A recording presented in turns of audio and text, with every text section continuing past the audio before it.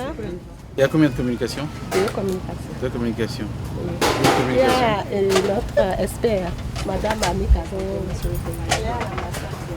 Parce que je disais que c'est un visage que je Bonjour monsieur, bonjour monsieur. Comment vous allez bien? Je vais bien. Je suis Annie Kazan, ambassade de Belgique. D'accord, très bien. Vous êtes côté coopération ou bien côté Bénin? Côté coopération.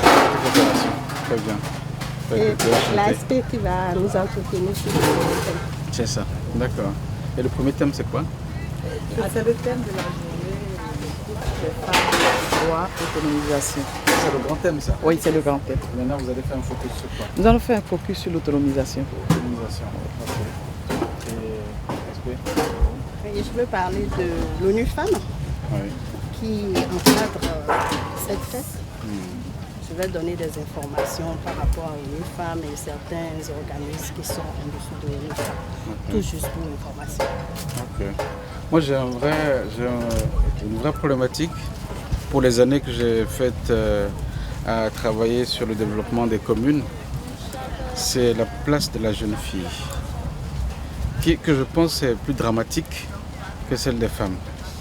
Je ne dis pas que c'est pas... En termes de droit, je trouve que la jeune fille, on peut encore faire des choses aujourd'hui. Et je vois que les adultes se regroupent pour parler de leurs droits, mais elles oublient les droits de leurs enfants, ou en tout cas, elles ne les oublient pas, mais ça ne prend pas une place suffisante. Donc faire en sorte que le droit des femmes soit beaucoup... C'est pas votre fête, hein. Les gens confondent, hein. Et ils envoient tous la chanson de Jonas Pedro.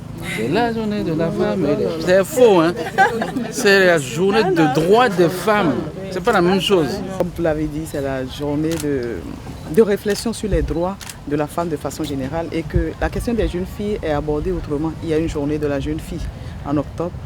Et pendant cette journée, on parle des thématiques qui concernent la jeune fille, surtout la question d'éducation, éducation de façon globale, éducation à la santé sexuelle et reproductive.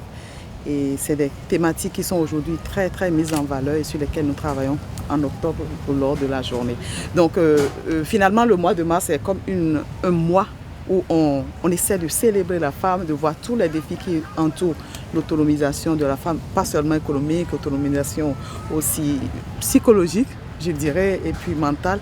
Donc, voir tout ce qui permet à la femme d'être réellement dans son rôle et d'avoir sa place dans la société et de pouvoir aider les jeunes filles, de pouvoir aider les petites qui sont en train de monter, qui ne comprennent pas encore les enjeux qui sont aujourd'hui qui seront les leurs dans la société de demain. Donc, je voudrais vraiment vous remercier d'avoir pris à cœur la question des enfants et vous dire que nous aurons certainement l'occasion de travailler là-dessus pour amener nos sœurs à prendre conscience de ce que nous devons apporter à nos filles pour qu'elles ne vivent pas les mêmes choses que ce que nous vivons aujourd'hui. Je voudrais quand même que ça soit une préoccupation de vous les mères, dès le mois de mars, dès la journée des droits des